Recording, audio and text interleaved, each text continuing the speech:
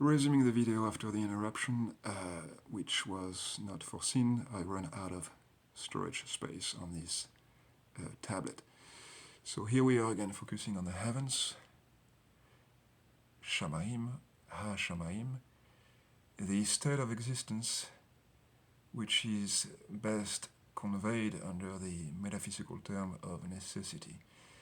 So we have retranslated it as capital C, capital N, lowercase n, and capital E sub 0, the state of existence which can never not come to exist. The heavens are the proper analogy, indeed, for necessary existence, insofar as they are fixed. They convey permanence. You can look at them, they seem not to change from our standpoint, and so they convey the solidity of this particular state of existence, which is the relative necessity insofar as it is not an absolute existence. And notice that this is important to emphasize, that we cannot confuse the creator of this entire structure, Elohim, the Blessed Trinity, with the necessity that pertains to E subtotal. E sub 0 is an aspect of E subtotal, and it is relative insofar as it is created. And so to think of God as necessary in the context of the laws, for instance, the order of things, this order of creation conveyed by the term heavens, the heavens, would be to open oneself to the error of pantheism, which is to be avoided. Of course, God is not, doesn't have a necessary relationship to creation. Creation entirely depends on God, but the necessity is not bidirectional. And so God is not a necessary category within E subtotal. E subtotal has a necessity which for us is extrinsic, as well as intrinsic, because we are not the author of any laws that are constitutive to us. We are operating under the heavens, and they act upon us as the laws that allow us to operate within creation. And so this is the first term falling under the operation of bara, the divine action bringing about E subtotal. So then we move to the second term, under which the biblical text subsumes E sub 1, this aspect of existence which is noted eretz, the earth, and we have that in our notation here. As you can see, I have broken it down as double capital C, lowercase n, capital E sub 1, standing for that which can come not to exist. Now it does exist right now, but insofar as it is contingent, it can and will come not to exist.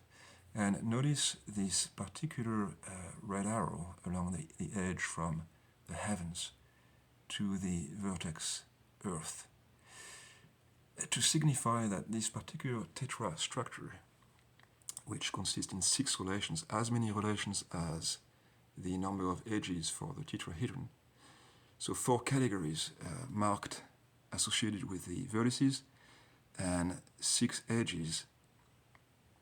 And as you can see, some of the relations are in fact possible relations. They convey the dynamics of the structure, the fact that the categories, they are distinct, but they form a totality, so they are also concomitant. They are necessary to one another. And so to some degree they engender one another. But for the structure to be logically and metaphysically coherent, we have to notice 3 edges that are noticed with these little squeezy, these little S's in red, to just mark the 3 forbidden relations within the 4 categories. Again, forbidden within the coherence of the structure as a whole. And so, indeed, you cannot have a relation going on from this particular vertex, we haven't seen it yet, going, which is noted or denoted impassibility, and having any impact on that which stands for necessity. Whereas the necessity does act upon contingency, just as the laws are seen through the effects and in what we are made able to do under their direct influence. So we have indeed, in anything that belongs within contingency, a certain translation of what is given by the vertex necessity, existence as that which can never not exist. But let's focus again on contingency, existence which can come not to exist. And notice that in the order that we have noted here from E sub 0 to E sub 3, we are going to depart a little bit from the order of the biblical text, which moves directly to E sub 3. And we are going to consider E sub 2 and the category subsumed under the term waters by the biblical text, hamaim, and we are going to retranslate it by this notation here, the double capital C, capital E sub 2, as it stands for potency. The state of existence which is potential, in other words, that which can come to exist. As yet, it doesn't exist. It is a potential, it contains all the possibles within the frame of creation, within the condition of possibility, precisely, of what creation gives. And so the waters are, of course, a pertinent analogy of this, that the water doesn't have its own shape, it's going to take whatever shape contains it. And so this is the universal analogy for this potentiality Scripture speaks about under the term waters. And notice the loop relation between potency, potentiality, and contingency. And notice that in fact we have described this little transformational loop to emphasize that the very notion of temporality arises from this transformation, from moving from the waters, potency, to contingency. And this is indeed something that needs to be understood. There is a transformation at the heart of temporality itself. It is not some kind of containing category which happens without an X being primarily potential, let's say, and having become a contingent X, with which a particular temporality is then associated. So here we have, of course, a relation between the two categories. Notice also that when we look at necessity, and having defined it as we have, you look at the dotted edge behind here, going from this vertex to the waters, and it stands to reason that this is going one of the three forbidden relationships within the tetra-structure of creation. You cannot have a direct effect of necessity on potency, otherwise we wouldn't be talking about any potentiality. And likewise, you cannot have a direct, well, I should say, on the contrary, you are going to have a direct effect of impassibility, the fourth and last category that we are focusing on, subsumed by the biblical text under the terms depth, in Hebrew tehom, sometimes translated as abyss. And notice our little notation here, speaking in, well, as we use again the cannot come to exist, in fact can never come to exist, capital C, capital N, capital C, capital E sub 3. The state of existence which is impassible, which marks a limit within the finite structure of creation. So by definition, because it is a finite structure, it is not self-subsisting, it subsists, but obviously something within it bears the signature of its its finite nature. And this is the reason why, even though you're going to have a relationship, a direct effect of te'om on hamaim, of existence as impassible, the limit of the structure, on to potency or potentiality.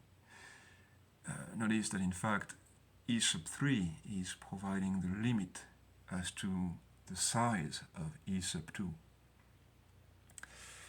And so potency itself, of course, is not absolute. There are certain things that can never come to be. And this is an effect of CNC E sub 3.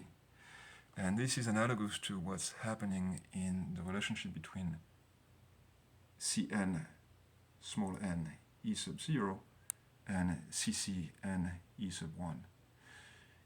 The effect of necessity shaping contingency is like the effect of impassibility shaping the limit of potentiality, how far it can go, how large a pool of passibles we are dealing with.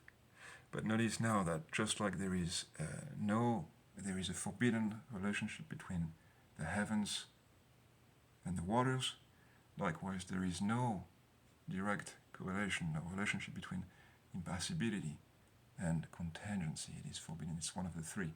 So to sum up, and back up a little bit to see that a bit more clearly, you have one relation between impassibility and necessity, which is forbidden, the relationship between impassibility and contingency, which is also forbidden, the relationship from necessity to potentiality, which is also forbidden. 3 out of 6 total relations. But because you have 3 possible relations, the structure is balanced, it is complete, it is wholly differentiated, it is concomitant, and it is metaphysically and logically consistent with the very definition of existence. You cannot have existence given only in 3 terms, 2 terms, 1 terms. It takes necessarily this, it is properly declined in terms of necessity, contingency, potentiality, and impassibility. The waters, the earth, or the heavens, the earth, the waters, and the abyss or the depths. Now I'm going to finish by focusing briefly on the earth, contingency, the state of existence as contingency, because the biblical text itself, zooming on the earth again, if you go to the end of verse 1, you see that it ends with haaretz, the earth. So we are talking about E sub 1. And then we start the second verse with haaretz, because this state of existence, E sub 1, is going to be further described as being tohu vavohu. And so here we have a translation problem insofar as having looked several lexicon to get an idea over the years, there is no satisfying translation for where the roots come from, and if we only rely on, let's say, English, we're going to have something like the earth was empty and void, or in French it's going to give la terre était informe et vide. In both cases, extremely deficient, because if we have an earth which is some kind of pre-existing primordial soup, as it were, we end up having this projection onto the biblical text of some kind of a Greek demiurge organizing the mess, and that is completely inconsistent with what this text, this revealed text, is actually telling us. Here there is no question that we are dealing with creation ex nihilo, as it were, out of nothing, and if we literally take the Latin. And we don't have any demiurgic activity going on in this text. And so we have to forget these sort of mental habits that we have to project some of the pagan concepts taken from Greek philosophy or mythology. and just learn from the revealed categories of this text, which is extremely powerful. And so then it begs the question, what could possibly be the good translation for the tohu vavohu? Well, first of all, let's go back to zooming on to the actual two terms. They are connected by a conjunction of coordination. You see the vav. And notice that the tohu starts with a tav and the vavu with a bet. Now, if we drop these two terms and think of them as prefixes, then we have the likely bilateral the bilateral stem root consisting of the he and the vav with the dot inside for the sound hu.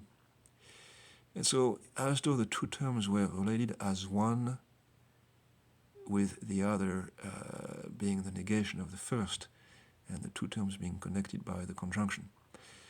And this is indeed the case. In fact, the logic of the text, the proper understanding of the categories and how they relate, and the undergirding metaphysics of this text clearly compels us to translate tohu vavohu as it pertains to the earth. It's a characterization by the biblical text of what the earth is. We have it ending verse 1, we have it beginning verse 2. Existence which can come not to exist happens to also be described as tohu vavohu. And what could be this characterization about but the fact that everything that is contingent is indeed, as it were, a mixture of order and non-order. One might also say determinism and randomness. In fact, randomness is not a lack of order, it is not a disorder, it is the absence of it, and it's a particular category which is as legitimate as order itself, because it pertains to what contingency happens to be. We have something very interesting, a sort of foresight of St. Thomas Aquinas. He's had many of them. And if you go back to his Summa contra Gentiles, looking into his understanding of the theological category of the theological notion of providence, he treats of it as consisting of something he calls chance. Now, the Latin word that he uses is fortuna.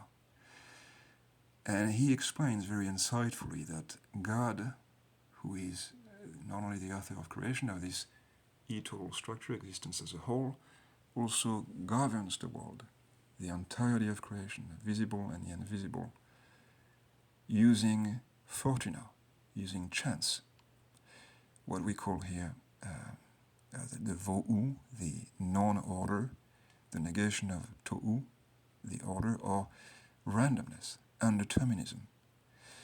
Indeed, if the earth was only order, if it was purely determined, well, then we wouldn't be here to talk about it. We could have everything would be completely determined, and there would be no place for the agency of a rational creature like we are, made in the image and likeness of God, so we can operate within creation, within this Tetra-structure, in such a way that we derive certain constraints that we in fact don't choose, because we are operating in a contingent state of existence, but again under the direct influence of necessity, which is the same as determinacy. But contingency is also operating under the influence of potency, where it comes from. And the combination of the two, of these two influences, of these two actions, is what constitutes the contingent state. So we have the effect of necessity, the effect of potentiality, the effect of determinism, the effect of randomness. And therefore, the earth is truly tohu vavohu, the coming together of order and non-order. It is not wholly determined. There is a certain play, as it were, a certain fortune, as St. Thomas Aquinas puts it in his article on providence in the Summa contra Gratuitous. And this is, of course, the reason why we are able to do what we can, what we are able to do as free agent. It's a relative freedom, it's a relative freedom of operation, but even if we look into the fabric of the very small world of modern physics, the quantum realm, we can see that things are displaying the same coexistence of a certain determinacy, the expression of the laws behind the mechanisms at play, but also a certain non-order, a certain randomness. And that's the reason why when we are dealing with them, we are going to use, for instance, probability functions, statistics and things of that nature in order to the wave functions, because this is the wave functions in fact capture this signature of a coexistence at the heart of the fabric of Earth, of contingent existence, of order and non-order. It is a good thing. It is not it's not a lack of order, and that is the reason why we are not wholly determined. So we now have covered the four categories of E subtotal. We have broken down as many concepts as we could in a short amount of time, and we are now ready to look into the translation of the first two verses of the book of Genesis, based on everything we said, from the tripartite meaning of the word BēRēSHiT to the four vertices, the four categories of creation of existence, which comprise E subtotal. And we can now render verses 1 and 2 as the following translation. And so we go, if you can see, it's not the best color on the board, but anyway, I'm going to read it. In the principle of 6, BēRēSHiT, Elohim creates bara, the heavens, so that which can never not exist, E sub 0, and the earth, that which can come not to exist, E sub 1. And the earth, that which can come not to exist, E sub 1, is order and non-order, tohu vavohu, and darkness, roshe, which is not one of the four categories, is upon the abyss, or the depths, or the face of the depths. You can't forget alpne teom, upon the face of the depths, that which can never come to exist, E sub 3, and the spirit of Elohim is hovering upon the face of the waters, that which can come to exist, E sub 2.